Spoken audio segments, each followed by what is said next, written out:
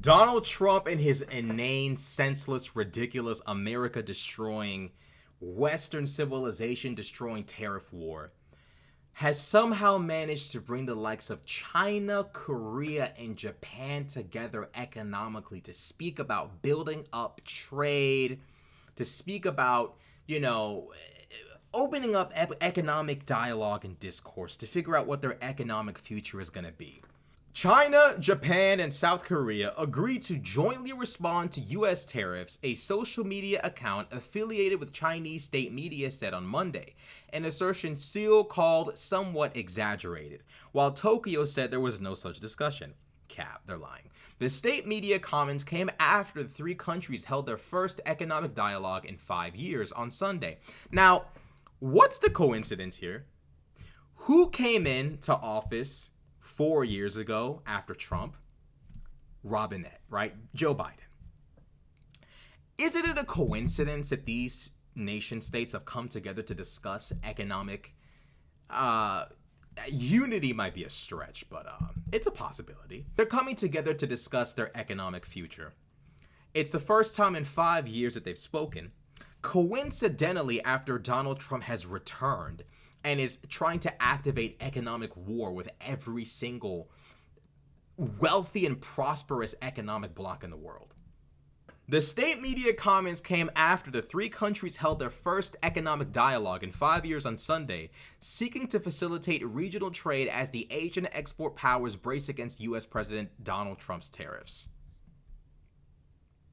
Japan and South Korea are seeking to import semiconductor raw materials from China, and China is also interested in purchasing chip products from Japan and South Korea. The account, Yuan Tanxian, linked to China Central Television, said in a post on Weibo. All three sides agreed to strengthen supply chain cooperation and engage in more dialogue on export controls, the post said.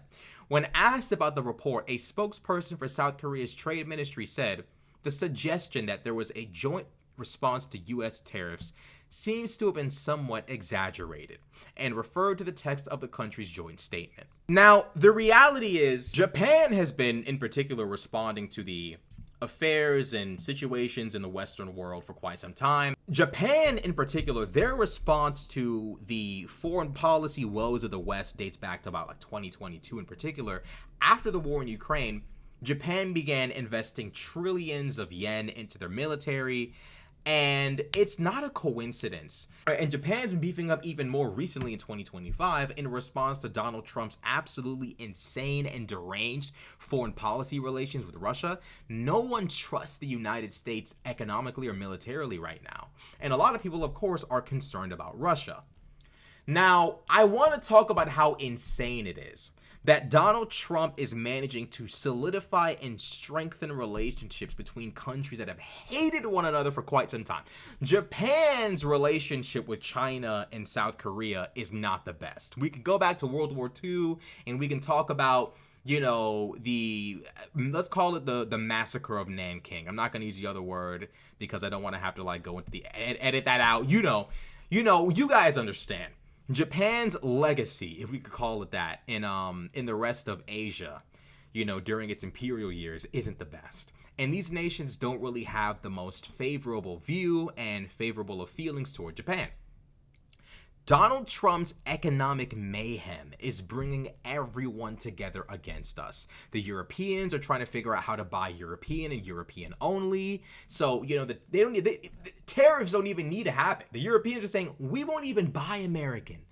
Don't worry. We're going to buy European only. You don't even have to respond to Donald Trump's tariffs. We're just not going to buy American, period. The Canadians are trying to find ways to make sure they're buying Canadian only. And now the Eastern world, right, the Pacific powers are coming together to say, you know what?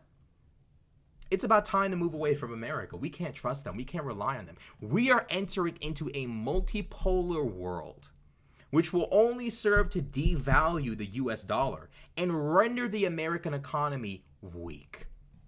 Donald Trump believes that this is some kind of an accomplishment. And of course, these nation states are denying it, particularly Korea and Japan, because they have an amicable relationship with us. They don't want to give off the idea that they're taking some kind of, united front stance against us. But Effectively, that's what that is.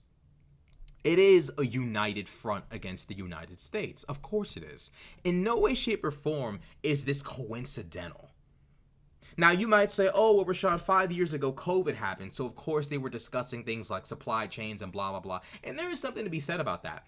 But for 5 years, you don't talk since? What's the economic, what does that time and this time have in common? Economic upheaval. Last time it was COVID. This time it's Trump.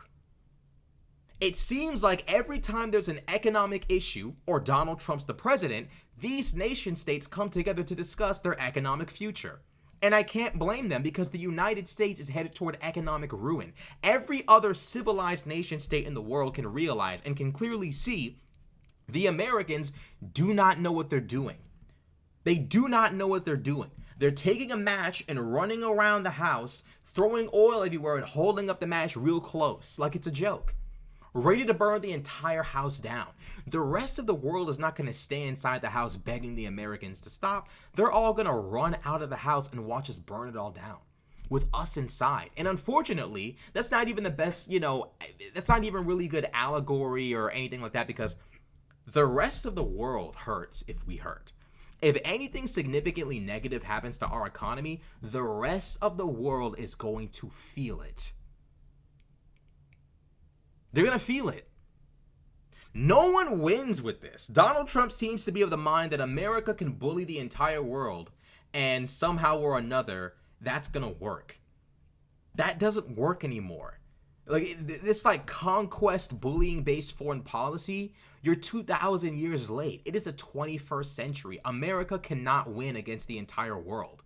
It is impossible to win economically or militarily against the entire world. World trade contributes to the standard of living we all enjoy today. If we cut off world trade, if we destroy it, we're left worse off than maybe even our great-grandparents. I don't even know how bad this is going to be. I don't even know, this could be not just a recession, but possibly even a depression. Donald Trump is unifying nation states that didn't even have the best of relationships. And notice, they were discussing semiconductors and chips. Donald Trump, ironically enough, called the CHIPS Act a horrible thing, but right now is actively keeping it alive and trying to beef it up. Even now, Donald Trump, if you look it up, is trying to set up new offices for the CHIPS Act and speed up investments. Out of one side of his mouth, he's telling people it's absolute dog shit. Out of the other side of his mouth, I guess he's trying to keep the CHIPS Act. This man is playing games. I don't even know if the CHIPS Act will stay. I don't know. Donald Trump convinces his base of some of the most unbelievably insane things, and it ends up manifesting in reality. But the unfortunate reality is that Donald Trump is successfully alienating the United States from the rest of the world economically. And there needs to be a significant change made to our government, to where if there is an incompetent president and an incompetent cabinet, an entire, embarrassment of an administration, there has to be some kind of way to legally remove them from office. There has to be a way for it, not just impeachment. There has to be a way that if the fucking politicians will not do the right thing, the people have a legal path of recourse, possibly a referendum. We might need to start modeling our system a little bit like the UK. There is no reason for why the United States should be held economically hostage by an administration that a lot of Trump supporters are actually starting to call out. So what you end up with is people like us who never wanted this from the beginning, and people who did want it but are now realizing it wasn't what they thought it was going to be. We all have to sit here like hostages, like we're in Marvin Sapp's church, and just sit here like hostages and hope to God maybe the kidnapping will end. Hopefully the 4 years will pass, maybe we'll survive, and we'll vote him out, guys. And we're not voting Trump out, by the way, because he knows in any fair election, his party is going to lose. We could run an ant for president, a pebble, a rock, an ant. I would say a puppy, but the puppy would obviously win. We could run a blade of grass for president and beat Trump when these 4 years are up. He knows he's possibly going to prison if we win. He's not giving up the office, and people need to realize and understand that. So we're basically economically and militarily hostage right now. We're destroying all of our military alliances, right, in the name of America first. We're destroying America's economic dominance in the name of America first. And we get absolutely nothing in exchange but like this pointless ego stroking that won't even last once all the consequences come home to roost. Once all the consequences come home to bear. So, whatever. It is what it is. Donald Trump is unifying the entire world accidentally. So maybe he is they called him the prince. That's how blasphemous they are. They call this man the Prince of Peace before he won the office, because he said, I can end the war in 24 hours. And that didn't happen. But they called him the Prince of Peace because he said he could end the war in 24 hours. We need to have a conversation about conservatives as a species. Seriously, we do.